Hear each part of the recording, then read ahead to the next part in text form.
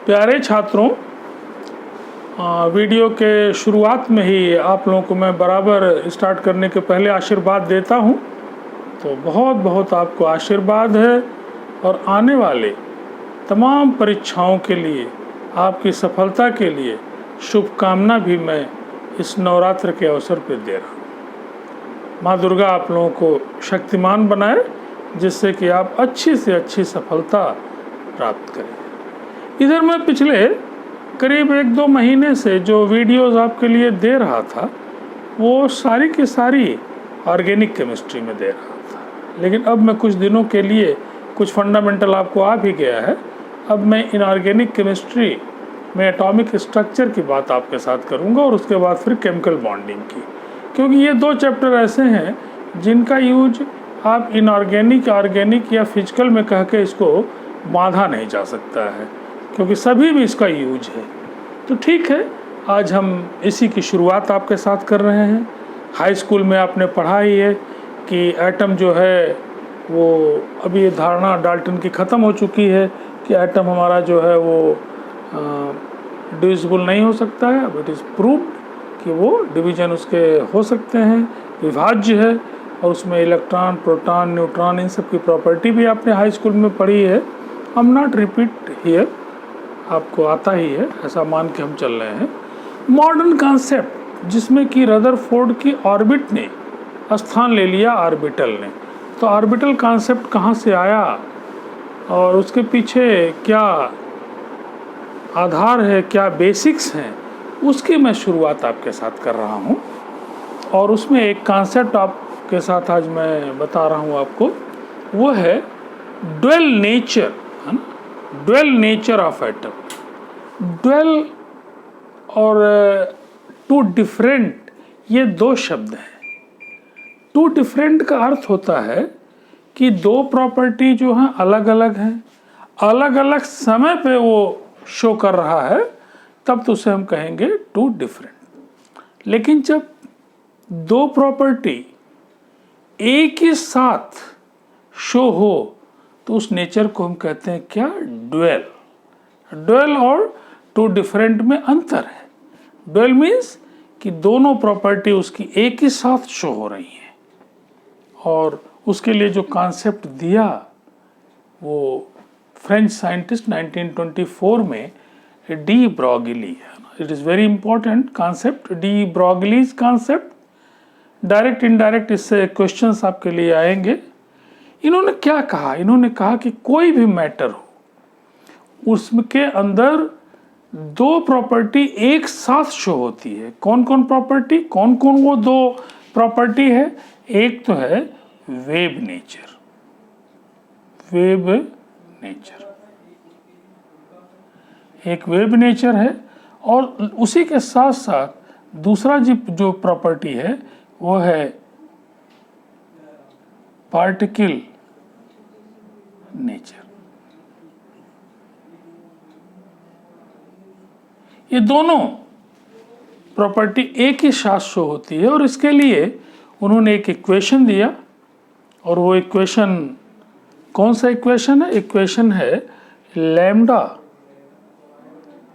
Equal to h/p। Now this is the de Broglie's equation, इसको कहते हैं, जहाँ पे लैम्डा क्या है?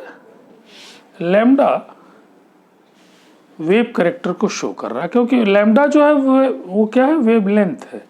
आप जानते हैं कि वेव लेंथ में मैं आपको बता दूं कि वेव लेंथ कैसे आप जान पाएंगे। ये आपका जो पोर्शन है, इसको हम, ये जो पोर्शन है इसको हम कहते हैं लैम्डा। नाउ ये लैम्डा जो है ये किसको शो कर रहा है? वेव करेक्टर को। अगर वेव होगी ही नहीं तो निश्चित रूप से लैम्डा आएगा ही नहीं। और दूसरा पी जो क्या है? पी आपका मोमेंटम। आप जानते हैं कि पी इज इक्वल टू क्या है? M into V, mass into velocity. Mass जब भी होगा इसका मतलब कि वो पार्टिकल होगा। कोई ऐसा पार्टिकल आप नहीं सोच सकते हैं जिसमें कोई मास ही ना हो। इट मीन्स कि ये इक्वेशन अकेले ही उन दोनों कैरेक्टर को एक साथ शो कर रहा है। एक तो है वेव कैरेक्टर और दूसरा क्या है आपका पार्टिकल कैरेक्टर। अब आप देखेंगे कि ये जो लैम्डा है वेवलेंथ है, इसको हम लोग किस में नापेंगे? लैम्डा को हम लोग इलेक्ट्रॉन के केस में, प्रोटॉन के केस में किस में नापेंगे हम लोग? या तो एंगस्ट्रॉम में या नैनोमीटर में, क्योंकि ये तो डिस्टेंस है। और नैनोमीटर और एंगस्ट्रॉम में जो रिलेशन है वो आप जानते हैं कौन बड़ा है, नैनोमीटर या एंगस्ट्रॉम। तो बहुत बार बच्चे कंफ्यूज करते हैं। तो आप जानिए कि 1 मीटर में 10 की पावर 10 एंगस्ट्रॉम है और 10 की पावर 9 नैनोमीटर। कई बार माइनस करके बच्चे बता देते हैं। नो, एंगस्ट्रॉम छोटी यूनिट है और मीटर बहुत बड़ी है। तो नेचुरल है कि 1 मीटर में 10 की पावर 10 -10 नहीं, 10 की पावर 10 एंगस्ट्रॉम। और एक ही मीटर में कितने नैनोमीटर? 10 की power 9 nanometre. It means what कि 1 nanometre is equal to 10 angstrom. 1 nanometre equal to 10 angstrom. How? क्योंकि हमको पता है कि 1 मीटर इक्वल टू 10 की power 10 angstrom and 1 metre is also equal to 10 की पावर 9 नैनोमीटर। कोई कंफ्यूजन की बात? एक ही लंबाई है, एक में ज़्यादा लोग हैं, एक में कम लोग हैं। नेचुरल है कि ये लोग क्या है, बड़े हैं। कोई आपको आदमी कहे कि 1 रुपये में 4 चवन्नी होती है और 1 रुपये में 2 अठन्नी होती है, तो अठन्नी बड़ी कि चवन्नी? तो आप कहेंगे अठन्नी बड़ी है। वैसे यहाँ पर भी कि 1 मीटर में 10 की पावर 9 नैनोमीटर है और उसी 1 मीटर में 10 की पावर 10 एंगस्ट्रॉम। इट मीन्स कि there is a difference of 10, means 1 nanometre is equal to 10 angstrom. तो हम लोग इलेक्ट्रॉन, प्रोटॉन या जो न्यूक्लियर डिस्टेंस ये सब जो है, इनको हम लोग किस में, एटॉमिक डिस्टेंस को किस में नापते हैं? क्योंकि हर साइंटिफिक यूनिट का अपना रोल है। अगर आपसे कोई पूछे कि आपकी हाइट कितनी है, तो आपकी हाइट में आप यही बताते हैं कि भाई हम 5.5 फीट के हैं या इतने सेंटीमीटर के हैं। ये तो आप नहीं कहते हैं कि मैं 1/1000 किलोमीटर का हूँ, ऐसा तो नहीं कहते हैं। या ये भी नहीं कहते हैं कि मैं 15 लाख एंगस्ट्रॉम का हूँ, ऐसा भी नहीं कहते हैं। इट मीन्स साइंटिफिक छोटी चीज़ को नापने के लिए छोटी यूनिट और बड़ी चीज़ को नापने के लिए बड़ी यूनिट आप यूज करते हैं। तो ये भी आपको जानना चाहिए कि these are the units for atomic distance जिनको हम नापते हैं। Now here it is very important कि ये इक्वेशन कैसे आया, कहाँ से इक्वेशन आया है।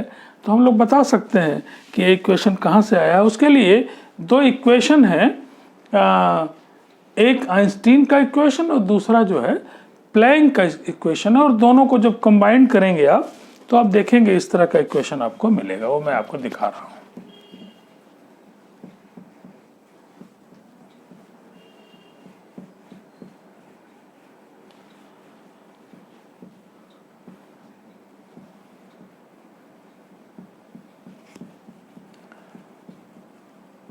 आइंस्टीन इक्वेशन आप जानते हैं, मास और एनर्जी का वेरी फेमस इक्वेशन है, जो E is equal to what, mc²। आपको पता है कि जो E है वो एनर्जी है और मास के साथ लाइट की वेलोसिटी c है। E is equal to mc²। This is the first equation given by Einstein and E is equal to h nu।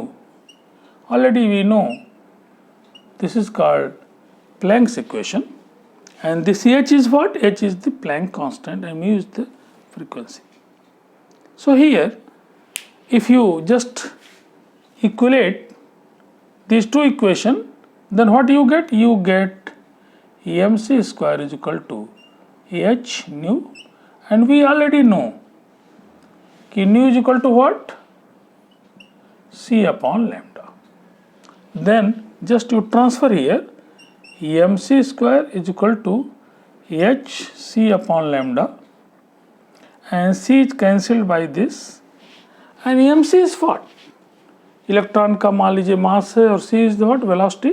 तो आप कह सकते हैं कि this is equal to p, mass into velocity, p is equal to h upon lambda, and just you transfer only simple, then lambda is equal to h upon p.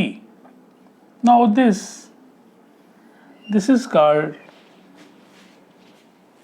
de Broglie equation. It means de Broglie equation, and this equation is sufficient to give the statement of de Broglie.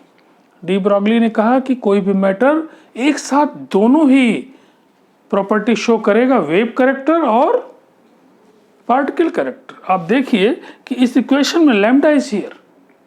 Lambda होने का मतलब कि wave character है, क्योंकि wave नहीं होगी तो lambda आएगा कहाँ से?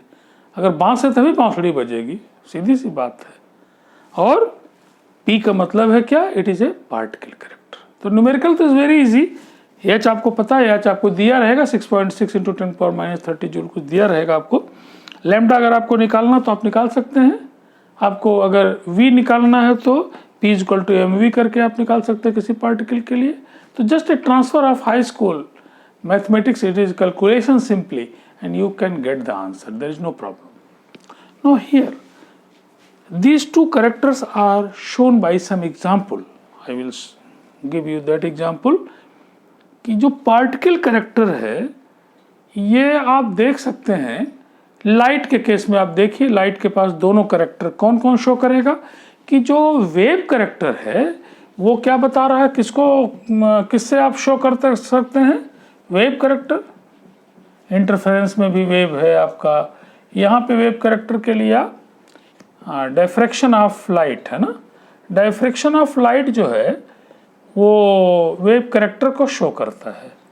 और फोटो इलेक्ट्रिक इफेक्ट किसको शो करता है? पार्टिकल करेक्टर को। जब आप फोटो इलेक्ट्रिक इफेक्ट पढ़ेंगे, I am not going in that detail, लेकिन जो डायफ्रैक्शन ऑफ लाइट है वो वेव करेक्टर को शो करेगा। और जो पार्टिकल करेक्टर है इसका प्रूफ क्या है? Photo electric effect is the proof of particle character of light and diffraction of light. Diffraction क्या है? एक सिंपल एग्जांपल से मैं बताऊं। ऐसे आपने पढ़ रखा है कि लाइट सीधी रेखा में चलती है, छोटे क्लास से आप पढ़ते आए हैं, इसका हम प्रयोग भी करते रहे हैं। आपने यहाँ पे एक मोमबत्ती जला दी है और यहाँ पे आपने होल कर रखा है उसके सीध में, और आप यहाँ पे अपनी आंख से जब देखते हैं तो आपको दिखाई पड़ता है कि भाई लाइट हमारी जल रही, मोमबत्ती जल रही है। और जो ही आप अपने इस गत्ते को ऊपर नीचे कर देते हैं किसी को, लाइट दिखना बंद हो जाती है। छोटे छोटे क्लास में पढ़ाते हैं, कक्षा 8 में 9 में। इसका मतलब आपको बराबर पढ़ाया जा रहा है कि लाइट हमेशा किधर चलती है? सीधी रेखा। But it is not the totally correct. जब आप आगे बढ़ते हैं तो देखते हैं, एक एग्जाम्पल से मैं आपको दिखाऊं। मान लीजिए आपके पास एक मोमबत्ती है और मोमबत्ती को आप जला के उसके सामने अगर एक कोई इस तरह की चीज़ रखते हैं जिससे लाइट जो है वो ढकती हो। अगर इस सीधी रेखा में लाइट चल रही है तो इस साइड में अगर इसके बराबर लंबाई या जरा सा ऊपर है तो यहाँ पे क्या होना चाहिए? डार्क होना चाहिए, कुछ दिखाई नहीं पड़ना चाहिए आपको। क्यों? क्योंकि तो सीधी रेखा में चल रही है। और किसी चीज़ को देखने के लिए दो चीज़ जरूरी है, एक तो आपकी आँख ठीक हो और दूसरी लाइट, क्योंकि यही प्रोसेस है। ये दिखाई इसलिए पड़ रहा है कि इस पर लाइट पड़ रही है, इसका कुछ पार्ट जो एब्जॉर्ब होगा वो तो नहीं दिखाई पड़ रहा, लेकिन जो रिफ्लेक्ट हो रहा है आँख पे जो आ रहा है वो हम देख रहे हैं उसको। तो अगर लाइट जा ही नहीं रही है वहाँ तो कुछ दिखाई नहीं देगा, आपको डार्क दिखाई देगा, नथिंग इज देयर। लेकिन नहीं, आप देखिए अगर आप मोमबत्ती को जलाइए तो आप देखेंगे कि यहाँ पर एक हल्की रोशनी आपको दिखाई देगी। इट मीन्स कि लाइट रेज जो हैं वो एकदम सीधी नहीं चल रही हैं, बल्कि वो किनारों से मुड़ रही हैं, और इसी को बोलते हैं diffraction. This is the diffraction of light. ये क्यों ऐसा हो रहा है? Because of the nature is wave, due to this wave character. So this is the proof. Diffraction of light is the proof of wave character, and photoelectric effect is a proof of particle character, जिसका explanation हम लोग photoelectric effect पढ़ते समय detail बताएंगे। तो आप देख रहे हैं कि डी ब्रॉगली कॉन्सेप्ट जो है इस वेरी वेरी फंडामेंटल कॉन्सेप्ट है, जिससे आगे चल के अनसर्टेनिटी प्रिंसिपल और डी ब्रॉगली के मिलाने के बाद जो रदरफोर्ड का ऑर्बिट था, जिसमें इलेक्ट्रॉन न्यूक्लियस के चारों तरफ चक्कर लगा रहा था किसी फिक्स पाथ पे, इस अनसर्टेनिटी प्रिंसिपल और वेव नेचर के कारण ये हो गया कि नो, कोई फिक्स जगह नहीं जहाँ पे इलेक्ट्रॉन मिलेगा, बल्कि ऑर्बिट का स्थान किसने ले लिया? ऑर्बिटल ने। ऑर्बिटल क्या है? ऑर्बिटल वो प्लेस है जहाँ पे इलेक्ट्रॉन पाए जाने की संभावना मैक्सिमम है। इलेक्ट्रॉन पाए जाने की संभावना आप देखेंगे कुछ लोग इस तरह बात करते हैं, इलेक्ट्रॉन पाए जाने की संभावना 100% है। अरे 100% होगा तो फिर संभावना कहाँ बची? इलेक्ट्रॉन नहीं पाए जाने की संभावना 0% है, तो फिर उसमें फिर बचा क्या? उसमें प्रोबेबिलिटी कहाँ रह गई?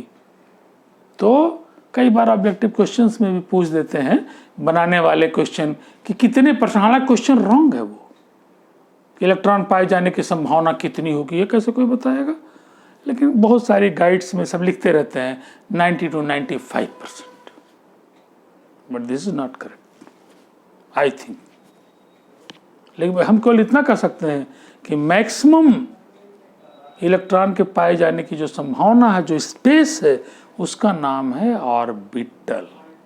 तो रदरफोर्ड का ऑर्बिट जो है नए कॉन्सेप्ट में किस में कन्वर्ट हो गया है? ऑर्बिटल में कन्वर्ट हो गया है। फिर हम लोग अगले लेक्चर में देखेंगे कि ऑर्बिटल कितने प्रकार के हैं, क्या है, ये सब बातें हम लोग करेंगे, राइट। अब अगला जो टॉपिक होगा इसी से रिलेटेड, आज मैं बहुत थोड़ा आपको पढ़ा रहा हूँ क्योंकि इनऑर्गेनिक की शुरुआत में कर रहा हूँ आपके लिए। अगला हाइजेनबर्ग अनसर्टेनिटी प्रिंसिपल की बात हम लोग करेंगे। डी ब्रॉगली, ये तो पता चल गया कि वेव नेचर है, पार्टिकल नेचर है। तो डी ब्रॉगली ने 1924 में जो बात बताई है कि, लेकिन आपको जानना है कि ड्वेल और टू डिफरेंट अलग अलग चीजें। कोई आदमी, दो आदमी है, एक अच्छे गुणों वाला है, एक खराब गुणों वाला है, एक नोटोरियस है, एक जो है नोबल है। तो ये तो टू डिफरेंट प्रॉपर्टी हो गई। ड्वेल प्रॉपर्टी का मतलब कि एक ही आदमी एक ही साथ दोनों प्रॉपर्टी शो हो रही है। जैसे कोई नेता स्टेज पे बोल के, सब नेताओं की बात नहीं कर रहा हूं, कोई मेरे ऊपर केस कर दे, जैसे कोई नेता या कोई इस तरह का आदमी जो ये शो कर दे, बात कर रहा है गरीबों के ऊपर दया करो, फलाना करो, और एक ही साथ वो दया करने का कोई मंसूबा उसके अंदर नहीं है, इसको कहते हैं ड्वेल कैरेक्टर, एक साथ, ठीक है। और एक ऐसे ही जोकिंग मूड में कि चलो भाई हम तो एक दिन लगे पढ़ने रामायण, तो हमको लगा कि अरे तुलसीदास जी तो बड़ा पहले ही कह गए सुंदरकांड में कि कुमत सुमत सबके उर रही, वेद पुराण निगम यही। हर आदमी के अंदर कुमत सुमत दोनों एक साथ वहाँ है। तो जब दोनों प्रॉपर्टी एक साथ, लेकिन जब शो होगी, होने से नहीं, जब एक साथ वो शो हो रही है, जैसे लाइट है, लाइट चल रही है, उसी समय जब लाइट आपकी चल रही है तो वेव कैरेक्टर भी उसके अंदर है जो शो हो रहा है तमाम घटनाओं से। मैंने अभी बताया आपको diffraction of light, and particle character जो कि फोटोइलेक्ट्रिक इफेक्ट उसका प्रूफ है। लेकिन जितने भी मैटर, उन्होंने कहा जितने भी मैटर हैं सब में ये ड्वेल कैरेक्टर होता है। तो ठीक है, आज हम लोग इसी बात को यहाँ पे स्टार्ट करते हुए ख़त्म कर रहे हैं, और अब धीरे धीरे इनऑर्गेनिक में हम लोगों की गाड़ी जो है वो आगे बढ़ेगी। कम से कम 10-15 लेक्चर तक अब इनऑर्गेनिक ही चलेगा। तो okay, best of your examination and best of your luck. Thank you.